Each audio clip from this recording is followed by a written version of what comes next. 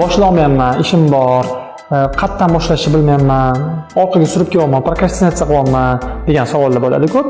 Biror ishni boshlab olish uchun nima qilish kerak? O'zingizni nafsingizga, o'zingizga o'zi aytasiz. Men shu ishni 2 daqiqa qilaman deysiz. Keyin to'xtataman. Mayli, hozirgi qilayotgan ishimni davom ettiraman deysiz. Ya'ni 2 daqiqa srok berasiz.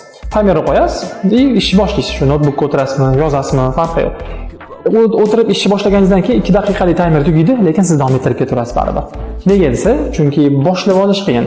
Boshlaganingizdan keyin davom ettirganda u miya o'rganib ketadi, nafsingiz o'rganadi. Fizikada buni inersiya deydi, ya'ni yurib ketayotgan odamni keyingi qadam tashlashi oson, lekin turib yurib borish aynan eng qiyin joyi shunda. 2 daqiqa qoidasi, unutmang. degan savollar bo'ladi. Bu borada milliarder Marg'ilon Sesonboyev maslahati eng to'g'ri deb bilaman men. Ya'ni maslahat shundaki, siz o'sha pulni qayerdan topdingiz? Ana o'sha qitqira tikishingiz kerak, o'sha yerga investitsiya qilishingiz kerak. Ya'ni misol uchun bilimingiz orqali topgan bo'lsangiz pulni, o'sha tikishmoqchi bo'lgan pulingizni qaytib bilimingizni ko'paytirishga investitsiya qiling. Kasbingizdan topgan bo'lsangiz kasbingizni rivojlantirishga, biznes bo'lsa biznesni kengaytirishga.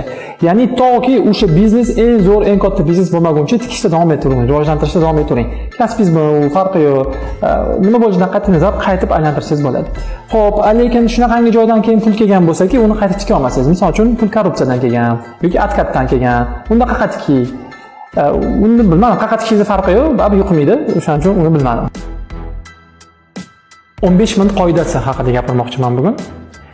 Bu qoidani Alisher Ro'zaxonov kanalida ko'rib qoldim. Ya'ni bir badavlat o'ziga to'q odam bergan ekan bu maslahatni. Undan so'rashganda, siz mana shu darajaga yetib rivojlanib ketishingizga, biznesingiz katta bo'lib ketganda siri nima desa, u odam aytgan ekan, "Men 15 minut qoidasi bor." Ya'ni men har doim konkurentlarimga qarayman.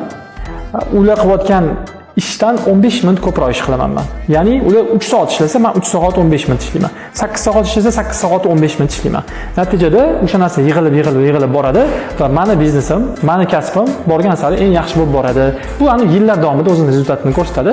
Xohlasangiz siz buni 25 minut qoidasi qilib oling, xohlasangiz 30 minut qoidasi.